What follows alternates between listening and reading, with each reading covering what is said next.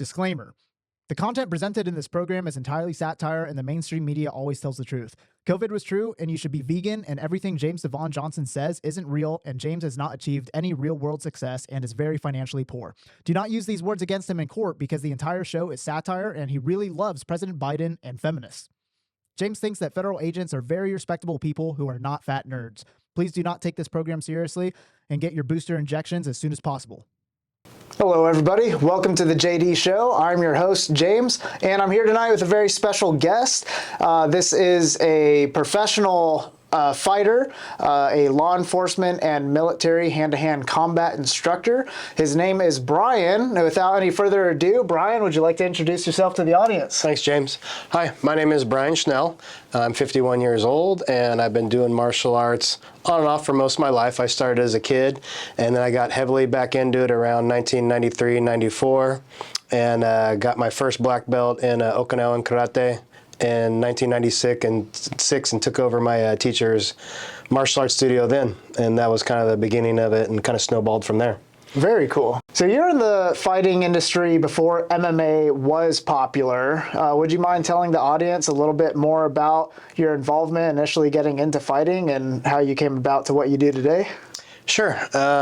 Actually goes back to when I was a kid. I was a big Bruce Lee fan, and so grew up watching Bruce Lee in the 70s, and then reading some of his textbook. And then when I started martial arts training, I really liked the fact that he was into different stuff. Because a couple guys I trained with, everybody back in the day was, you do one thing, you do it well, and you don't deviate. And that's good for a lot of reasons, but that's like telling someone you can only go to school and learn only math. You can't learn reading and writing because you're not smart enough. It just doesn't make sense because they all eventually go hand in hand. So I really liked the way that he mixed stuff up. Back in 96, when I first started my first martial arts studio, not only it was not called mixed martial arts, they called it no holds barred, cage fighting, different terms, shoot fighting, depending on what country you're coming from. Over in Japan, they've been doing it for a long time. It's nothing new. Yeah, that was the gnarly stuff, like bare knuckle fights, yep. Barely any regulations. Yes. So you're not, you're not a stranger to getting your face pushed in, it sounds like. No. Once I started in karate, I realized, okay, there's certain things that, and this is every style has rules in their system. And that's one thing Bruce Lee was against. So within mixed martial arts, they tried to create a system where, okay, let's allow you to wrestle because boxers don't like being taken down. So they created something that allowed all martial arts to work together, and it was great.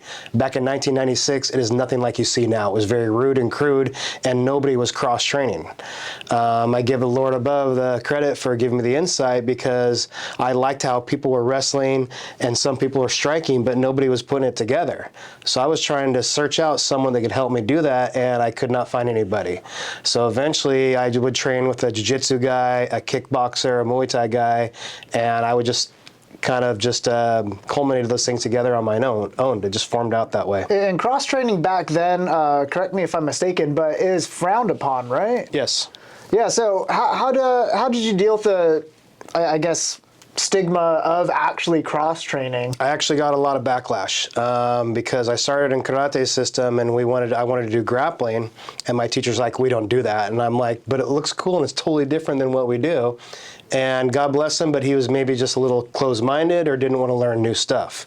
Me being young, I was like super hungry to I want to learn that. I want to learn that. So my first teacher actually introduced me to other martial artists, so I give him a lot of credit.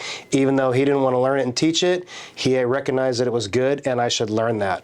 So it was really cool because, again, yes, we were not allowed, for example, to cross-train with other people unless you got your black belt and you got the okay from your sensei to move on, go train with so-and-so down the street, he's a friend of mine, kind of a thing. Okay, and did you wait to get your black belt before cross-training, or were you going for it? It kind of everything kind of fell into place. Again, going back to 1996, they were only on UFC number 3. So mixed martial arts, again, was not even really a thing. People were not cross-training. If you watch the first multiple UFCs, a lot of these people were just doing their one style and sticking to their one style. Right. And when my teacher gave me his school, he left back to New York.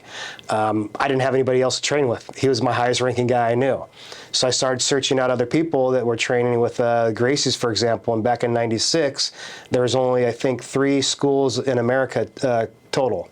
And one of them happened to be in in Torrance, and the other one was in Newport Beach.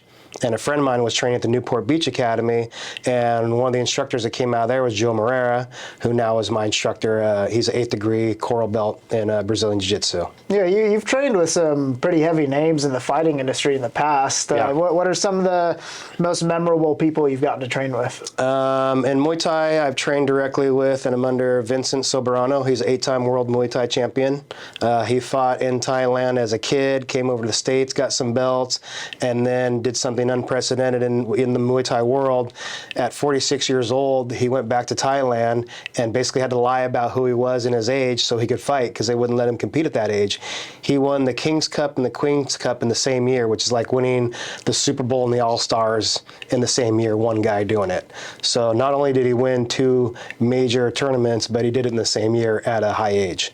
So I trained with him in Muay Thai. Joe Moreira is my instructor in Brazilian Jiu-Jitsu, and he's a really famous guy. He's fought in UFC. He's trained a lot of really big name guys. You can look him up, and it's just a branch of people that have been under him. And then as far as the Filipino martial arts, my main instructor has been Ramon Rubia, who's got a lot of champions and fighters under him as well. Very cool.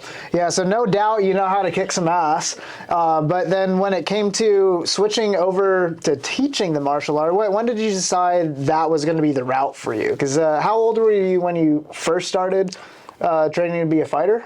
I was 21 years old when I first started fighting. 21? Yeah. Okay. And then how long did you do that for before you transitioned to being an instructor? Well, it kind of went hand in hand. In other words, the main teacher would be teaching the higher-ups, for example, and the guys like me fighters, the lower level guys, for example, we'd all be training together, or have the secondary coach until we got to that level where we could train with the main guys. So we kind of started teaching people hand in hand. Even in my first martial arts system, when I got to a certain level, he started letting me teach kids, which people laugh at, but if you can teach a kid anything, adults are way, way harder. Kids are actually a piece of cake. Yeah, as kids' brains are like sponges. Yeah. They just absorb all the information they can most get. people don't Adults are stubborn. Yes. Stubborn as hell. Exactly. And most people don't have patience for kids. They don't realize it's actually easier to teach a kid than an adult. For example, I have a doctor who's very intelligent, and every time I teach him something, he's like, why? Why do I do that? I'll never be in that position. So it's okay to have questions, but he would over-question everything and not trust anything until he's like, oh, that worked. And I'm like, I've been telling you for years that worked. Mm-hmm. So. Yeah, even myself, like I spent nearly a decade in the Marines.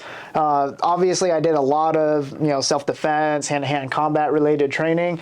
But for whatever reason, like I was always a slow learner. It took me a while to pick up on everything.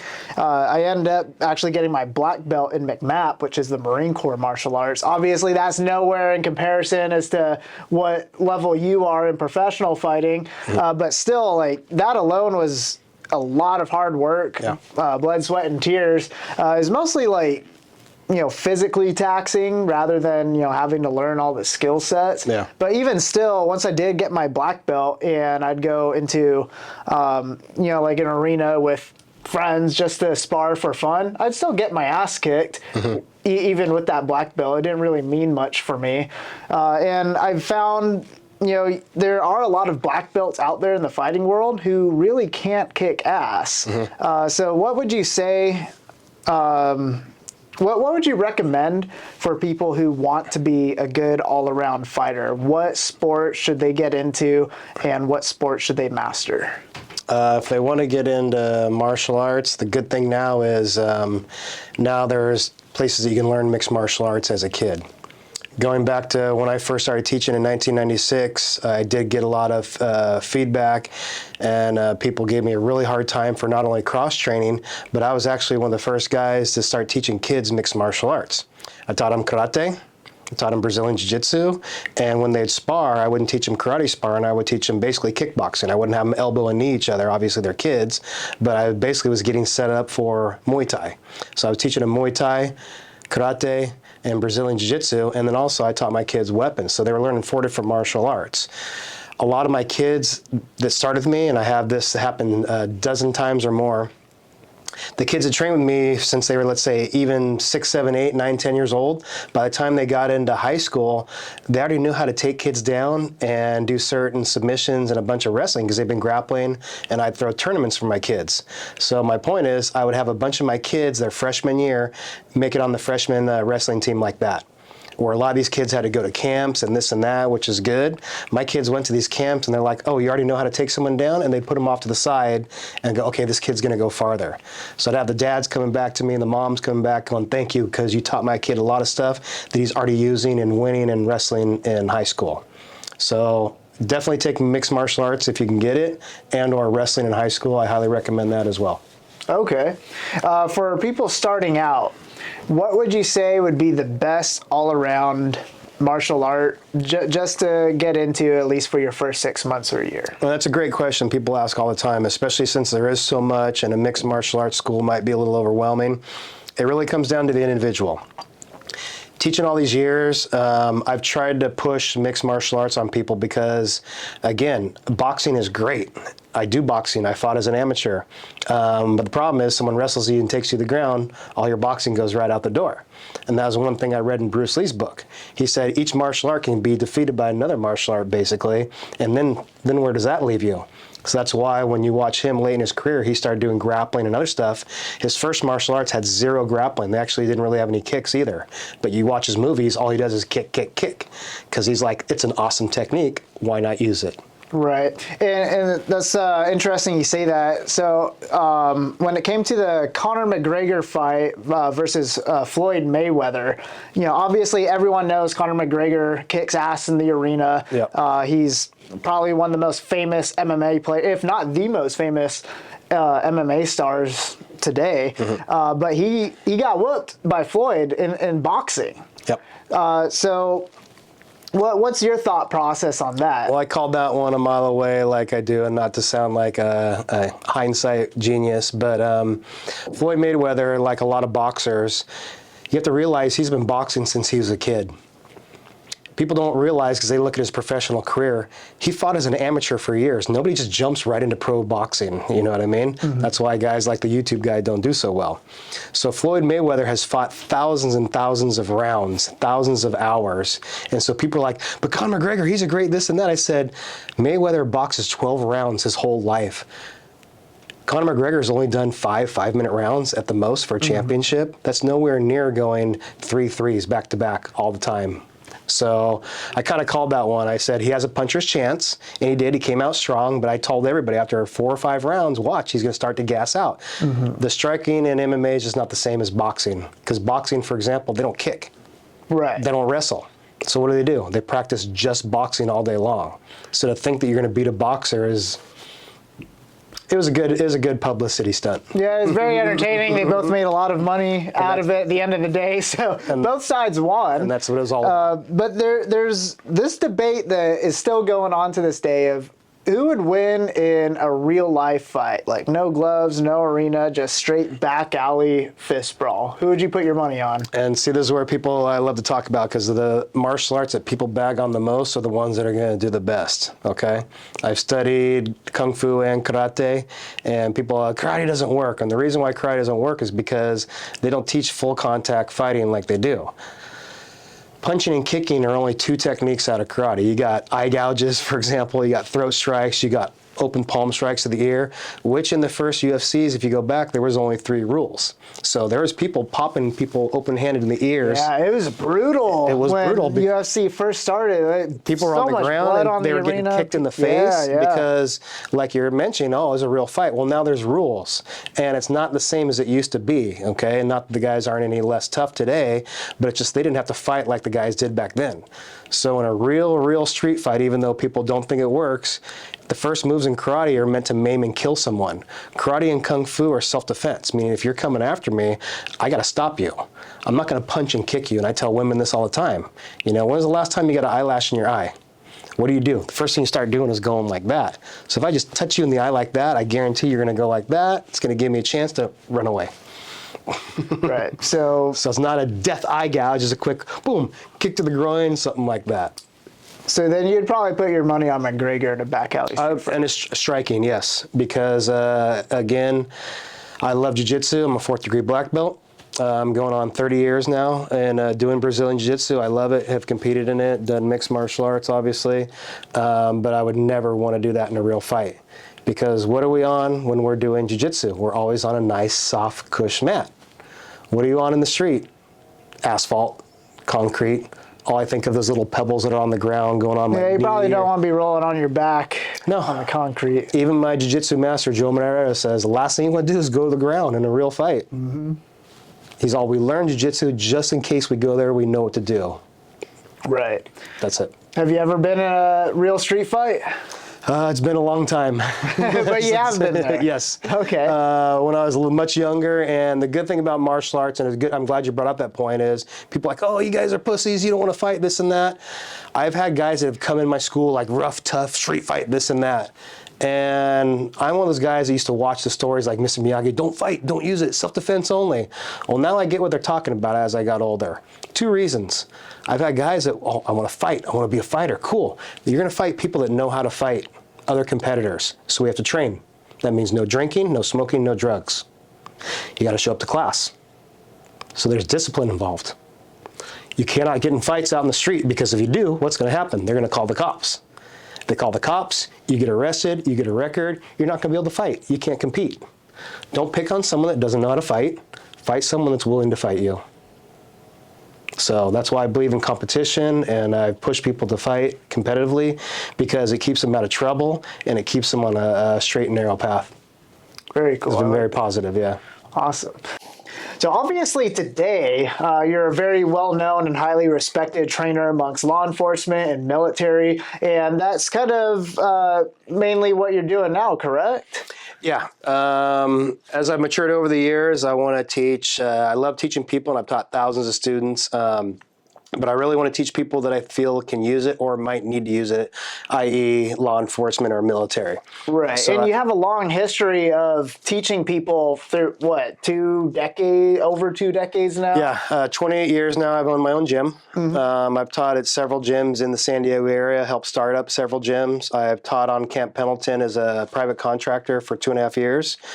And taught many law enforcement locally in Orange County and in San Diego privately that wanted to expand their knowledge. Okay. And what about your entirety of training people? What did that look like? Go tell the audience, like, from the very first thing that you've done all the way up to leading to where you're at now. Well, that's a lot, so I'll just kind of skip through it. So again, starting in martial arts, and it wasn't really considered that. In 2003, I had a fighter come into my gym. His name's Chris Brennan. He used to fight in Pride in Japan. And the people in the martial arts world, they knew that Pride, they always had the best fighters. And when Pride got dissolved, actually Dana White, UFC bought it out and dissolved Pride, and all those fighters came over. Quentin Jackson, Vanderlei Silva, people like that, Dan Henderson.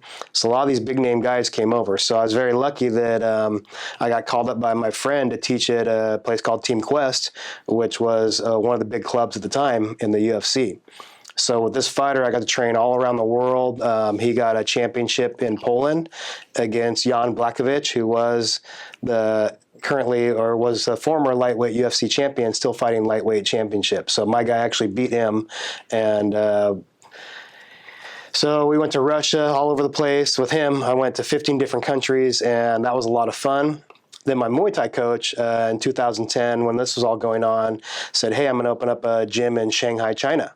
He's all, there's no mixed martial arts right now. There's actually only one Muay Thai gym right now in all of China, because they're all Kung Fu, all the traditional stuff. The newer martial arts hasn't really hit there, the Western stuff.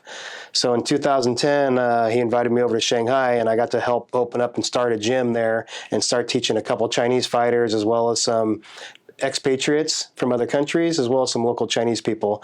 And that was a really cool experience. Wow, yeah, that's incredible. And then as far as fighting, so I fought and taught all around the world really quick. Besides teaching in Shanghai, I got to fight in Beijing for King of the Cage. King of the Cage is an organization you can look up. They were actually predated UFC by a few years. They were one of the first ones. They weren't the first, but they were the second ones to actually have the cage and use a cage instead of a boxing ring. So King of the Cage has been around for over 30 years now, and I got to fight at their first promotion in Beijing, China. And then when I was 38 years old, I still got to fight my last professional fight they had in Okinawa, Japan, and I got to fight for them in Okinawa, Japan, which was really cool. It was a USA versus Japan kind of a setup. Very cool. Yeah. So it sounds like you've had a lot of exposure to Chinese fighters as well as Japanese fighters, and clearly American fighters. Let me ask you something interesting, because right now with our political climate and the so-called Cold War between the U.S. and China, there's a lot of talk and debate on who would win. I'm just curious, who do you think would win in a cage fight? Your typical Chinese fighter or your typical U.S. fighter? Your typical U.S. fighter. And why do you say that? Well, the Chinese, they do have some strong fighters, and I don't want to get political too much in this, but having lived there and lived with the people, having them tell me themselves, they've been oppressed by their government for so long that they were trained not to be strong. It's only recently that a couple people in the younger generation are coming out going, oh, this mixed martial arts stuff is cool. The older generation obviously is not liking that. So the younger generation is a lot more open-minded. They're going to be a new generation of strong fighters. So yes, the Chinese are going to have stronger fighters now, but for years they were just, and you could see it living there, they were so suppressed by their government. Strong minds create strong people, and a communist government did not want that. So now we're seeing a change in climate, but still to this day, Americans are open-minded and free thinkers. We've not been suppressed by our government until recently. So that in mind, we've always had the, I can beat you attitude. If I can't, I'm going to try my freaking hardest until the next time. And if you beat me, good for you. Fuck, I'm going to get better until I can beat you. Right. Yeah. America was built on strength. Like cowboys, like that's our culture. Everyone that around the world who hears Americans, they think of the tough cowboy guy with the hat, the 6-shooter on his hip, wrestling bulls, taming wild horses. Yeah, it's interesting now. It seems like the whole, I'm going to go ahead and say this, forgive me, YouTube, but the pussy ideology that's being pushed on our generation nowadays is really taken away from masculine men in our society. Yeah, and obviously that's media driven, because you look at sports like football, even though they're changing the rules, it's a heavy contact sport. My favorite personal sport besides martial arts is hockey. These guys are tough. They hit each other hard. They actually are allowed to fight. It's part of the sport. People love it. You know what I mean? They don't look for excuses. They just go out there and play their game, and at the end of the game, they're good. So I like stuff like that where, again, that's a Western mentality. Hockey, football, those are Western mentality of we're going to be tough, we're going to be strong, we're going to take some shots, we might get hurt, but we're going to do at the end of the day what needs to be done. Right. And there's a minute there where I thought hope may be lost to preserve the masculine mindset within our youth, but I feel like America is slowly waking up again. Yeah. Would you say so? Yeah, I think people are just tired of the narrative they're being pushed on, because a lot of people don't care who you are or what you do, but I don't want to hear you shove it on me and yell and scream at me about it. Yeah, that's the worst. My God. Yeah, we're not going to get too deep into the whole political discussion here. Don't worry. To wrap up the segment, though, I think the audience is going to find it very interesting of the new program that you're developing specifically for law enforcement. Clearly, you've had tremendous experience previously training law enforcement, including elite law enforcement, elite Marine units on Camp Pendleton. But you're telling me a little behind the scenes on this new program you're developing. It seems very interesting. Maybe you can enlighten the audience on what that'll look like. Sure. With all due respect, my brother was an Orange County sheriff. I live in Orange County, right next to Camp Pendleton. So I've got the pleasure of teaching, again, many law enforcement and many military over the years. And the ones that would come to me all had the same thing said. They said, I taught a few things in the academy, but I don't remember it, or they didn't focus on it enough. So, for example, when you watch cops, and we all do, when you see guys getting arrested, almost rarely is it one cop arresting a guy. It's usually a mob of them, because people who don't want to get arrested are going to fight back. That's just the human way. Right. So the system I'm developing with jiu-jitsu, weapons, and other stuff in mind, I'm trying to create a system where People actually don't have to get hit or struck. Law enforcement can go ahead and use grappling moves that aren't necessarily Brazilian Jiu-Jitsu moves, but they are Jiu-Jitsu-based moves, wrestling-based moves that have been proven to work. It's a lost art. People are not using it anymore. Some people over in Asia still use it. So I'm developing this stuff because I know it works. I've used it in competition against other fighters. I've had other people use it in actual situations. One of my students is a former border patrol agent, and he calls me up one day and he says, "Coach, I want to thank you." "Why?" "Saving my life." I'm like, "Okay, you're down there, I'm over here. Why?" He's, "All your stuff works." And I'm like, "I know my stuff works. I need you to know that my stuff works." Okay? You have the confidence and it works. So basically what happened was, in a long story, he just said, guy came at him with a weapon. He was able to disarm him, take the weapon away before he even realized what happened. So the system I've created is not complex. It's not complicated because you can't think of complex things in a combat situation. I've fought almost every martial art that I teach. And in all those martial arts, everything has to be instinctive and instantaneous. You cannot really strategize while you're getting hit. So the moves I have are very simple. Again, wrestling and jiu-jitsu based moves, and they're effective, and you don't have to hurt your person. So cops hopefully will have to not shoot people less, tase people less, and that kind of stuff. Right. Simplicity is definitely key, especially for law enforcement. Like I was never law enforcement myself, but being in a specialized unit within the Marine Corps, I've had to work alongside law enforcement, specifically like three-letter agencies.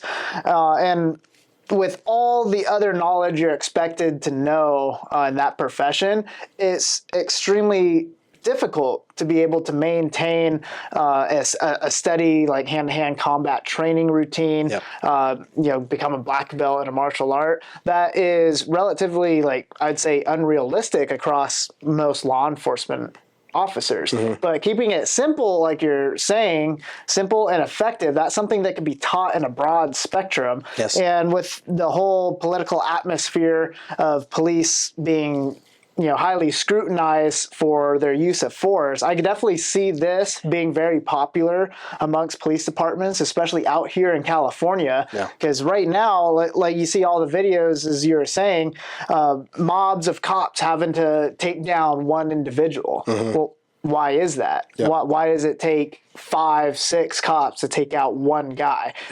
It'd be really beneficial for all those law enforcement officials if they had this simplistic skill set to be able to just do it themselves and, obviously mitigate harm to the person getting arrested. And it sounds like you've really narrowed down a program that could work.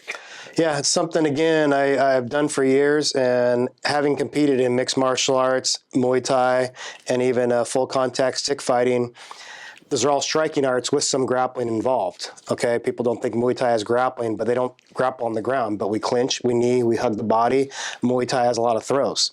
So again, I'm using techniques that are simple, and we've used in a combative situation before. Either I've had students have to use them, law enforcement, and come back and tell me that works, thank you very much, or we've had people use it in a competitive situation.